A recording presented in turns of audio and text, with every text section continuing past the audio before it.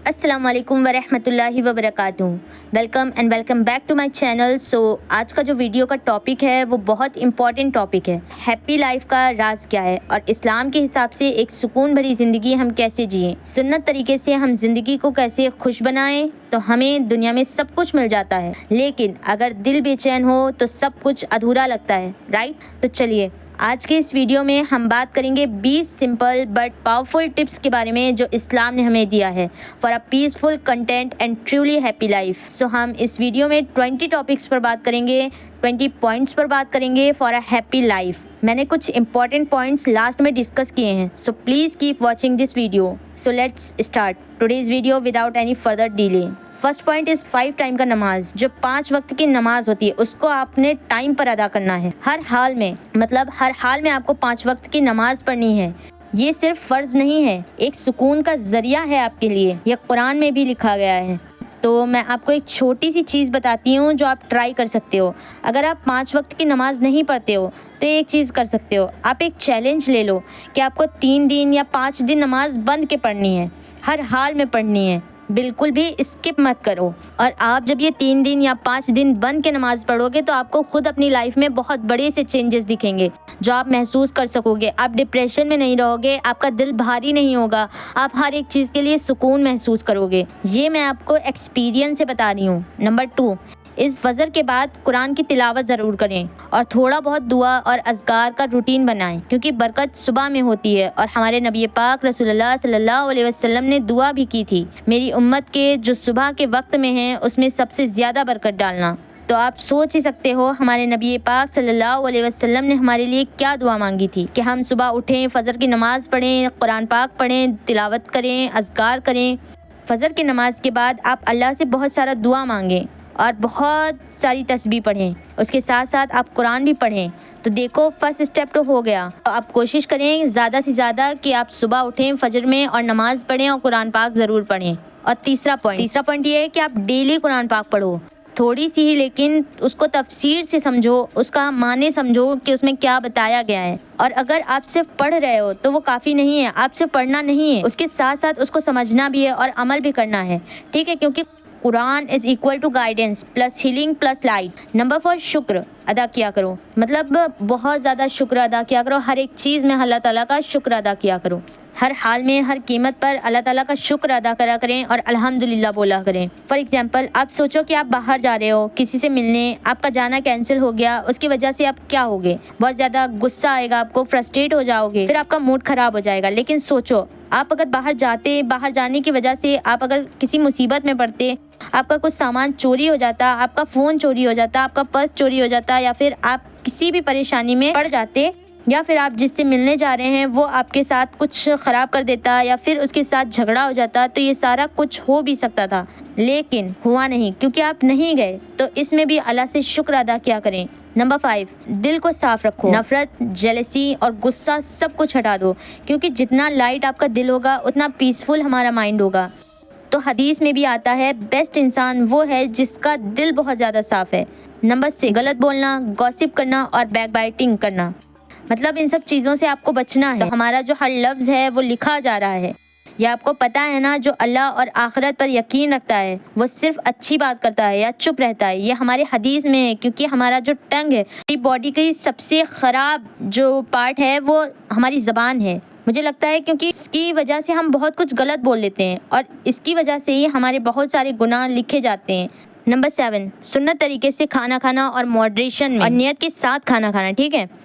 मतलब आप 1/3 portion food का खा सकते हैं, 1/3 पोर्शन में आपका वाटर होगा, 1/3 पोर्शन में खाली रखना है, क्योंकि ज़्यादा खाने से हमारा माइंड जो होता है बहुत ज़्यादा इस्टेब्लिश हो जाता है। फॉर एग्जांपल, आपने बहुत ज़्यादा खा लिया क्योंकि आपको ज़ोहर का नमाज़ पढ़ना था, लेकिन भूख लगी थी, तो आपने बहुत ज़्यादा खा लिया। अब खाने के बाद क्या होगा, आपका मूड जो होगा, वो आपका जो मन होगा, आपका जो माइंड होगा वो बोलेगा कि थोड़ा सा बस रेस्ट कर लेती हूँ, उसके बाद उठ के नमाज़ पढ़ूंगी। अब रेस्ट करने जाओगे और उसकी वजह से क्या होगा, आप सो जाओगे, क्योंकि पेट बहुत ज़्यादा भारी होता है तो हमें नींद आती है। तो क्या होगा, आपका ज़ोहर का नमाज मिस हो जाएगी। और इसलिए हमारे दीन में बोला जाता है कि पूरा पेट भर के खाना मत खाओ। दूसरा नंबर है हलाल, हराम से दूर रहो और हलाल का रिज्क कमाओ। बरकत हलाल के रिस्क में होती है, कमाई हलाल के रिस्क में होती है। कभी भी इंटरेस्ट जो है वो उस चीटिंग में मत करो कि आप चीटिंग करके या इधर उधर से पैसे कमा लोगे। नेक्स्ट नंबर 9, आप ट्राई कर सकते हो कि आप हर वक्त वज़ू में रहो, क्योंकि वज़ू में रहना हमारी सुन्नत है और ये हैबिट अगर आपने बना लिया तो आप हमेशा हर वक्त खुद को ना पाक साफ महसूस करोगे। ये रूह को भी साफ करता है, मतलब आप वज़ू करोगे तो आपकी रूह भी पाक साफ हो जाएगी। तो आप चाहो तो हर वक्त 5 वक्त जो नमाज पढ़ते हो उसमें 5 वक्त वज़ू करो, लेकिन अभी कभी आपने अगर वॉशरूम गए और कुछ किया तो आप बाहर आते वक्त बस वज़ू कर लो, तो क्या होगा, अब आप पाक साफ रहोगे, आपका मन भी साफ रहेगा, मन भी अच्छा रहेगा। नंबर 10, सफाई और हाइजीन हमारे एनवायरनमेंट को, हमारे माइंड को रिफ्लेक्ट करता है। तो हमारे जो सराउंडिंग्स हैं उसको हमेशा साफ रखो, क्योंकि clean surroundings equal to clean heart and better focus. Number 11, सोना जल्दी है, उठना फजर से पहले है। लेट नाइट स्क्रीनिंग टाइम आपको अवॉइड करना चाहिए। In my opinion, are early to bed and early to rise equal to sun plus productive life. Next point is कि हर दिन कम से कम एक सिंसियर दुआ जरूर करो, क्योंकि दिल में जो है अल्लाह से कह दो, क्योंकि अल्लाह ने खुद कहा है कुरान में, मुझे पुकारो मैं सुनूंगा और मैं तुम्हारी दुआओं को पूरा करूंगा। नेक्स्ट पॉइंट नंबर 13 इस माफ़ करना सीखो, दूसरों के लिए नहीं लेकिन अपने सुकून के लिए, क्योंकि हमने अगर दिल में अपना गर्ज जो है वो रख लिया, पा लिया, तो क्या होता है ना, वो दिल के बोझ बन जाता है। तो हमेशा ट्राई करो कि सबको माफ़ करना सीखो। वो आपके लिए बुरा सोच रहा है, बुरा चाह रहा है, तो उसको चाहने दो, उसके सोचने दो, बाकी अल्लाह पे छोड़ दो, उसको माफ़ कर दो, आपके लिए बहुत अच्छा होगा। नंबर 14 पेरेंट्स और रिश्तेदारों से खुलूस के साथ पेश आओ।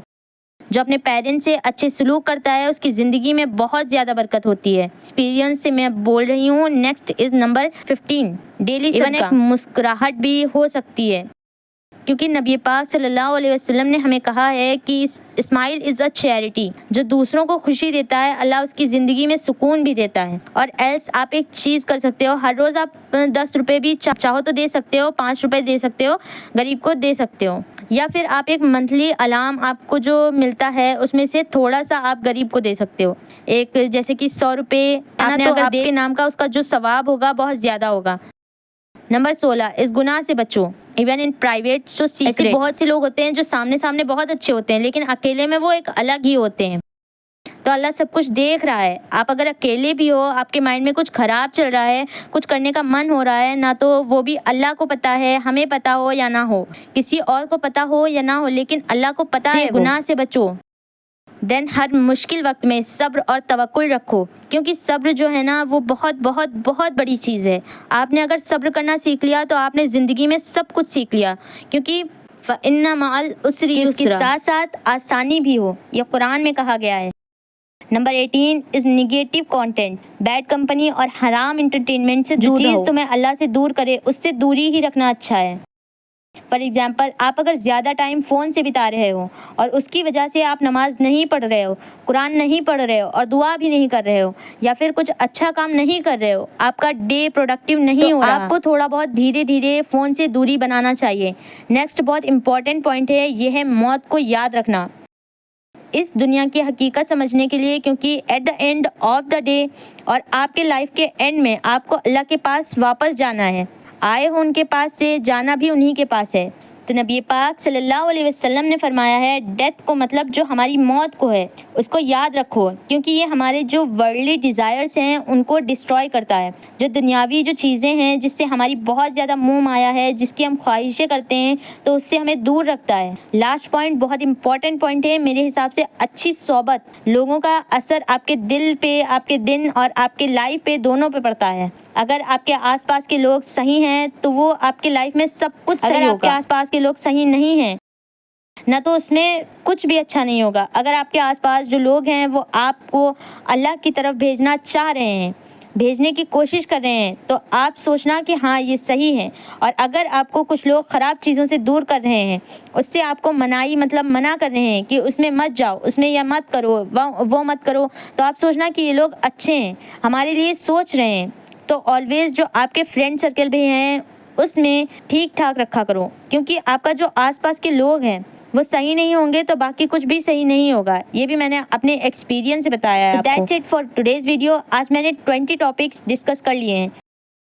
बहुत शॉर्ट रखा क्योंकि ज़्यादा लंबा नहीं खींचना चाह रही थी, क्योंकि वीडियोस बहुत लंबी हो जाती हैं तो कोई देखता नहीं है। सो गाइज, असली हैप्पीनेस जो है वो सिर्फ पैसा, सक्सेस या कंफर्ट से नहीं मिलती। असली सुकून जो होता है आपका दिल अल्लाह ताला से कनेक्ट होना चाहिए। इन 20 छोटे छोटे जो हैबिट्स हैं मैंने आपको बताए, उसको अगर अपने लाइफ में आप पार्ट बना लेंगे तो धीरे धीरे आपकी ज़िंदगी बहुत ही खूबसूरत हो जाएगी और आपकी ज़िंदगी में बहुत ही बरकत आएगी, लाइफ पूरी बरकत से भर जाएगी इंशाल्लाह। अगर ये वीडियो हेल्पफुल लगी हो तो लाइक ज़रूर करें, शेयर करें और साथ ही साथ कमेंट भी करें। और आपको कौन सा पॉइंट जो है वो ज़्यादा अच्छा लगा या फिर कुछ और पॉइंट्स जो ऐड करना चाहिए था वो मुझे आप बताएं कमेंट में, ठीक है। तो जज़ाकल्लाहु खैरा, सब्सक्राइब ज़रूर कर दें मेरे चैनल को। अल्लाह